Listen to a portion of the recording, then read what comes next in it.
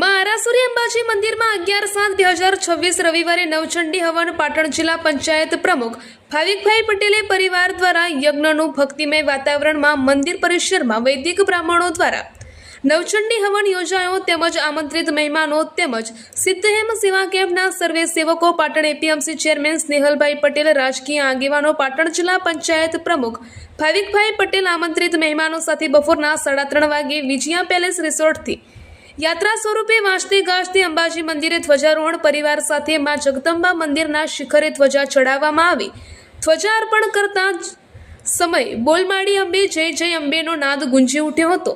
પાટણ જિલ્લા પંચાયત પ્રમુખ ભાવિકભાઈ પટેલ પરિવાર દ્વારા ધ્વજારોહણ સમયે ભક્તિમય વાતાવરણ બન્યું હતું। મંદિરે ધ્વજા અર્પણ કર્યા પછી રિસોર્ટમાં ભોજન પ્રસાદ સર્વે આવેલા મહેમાનોએ તેમજ રાજકીય આગેવાનોએ ભોજન પ્રસાદ લીધો હતો।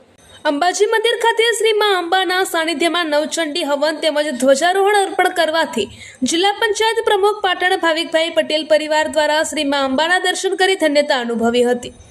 રિપોર્ટર ન્યૂઝ ઓફ પાટણ તંત્રી રાજુભાઈ ડી પટેલ।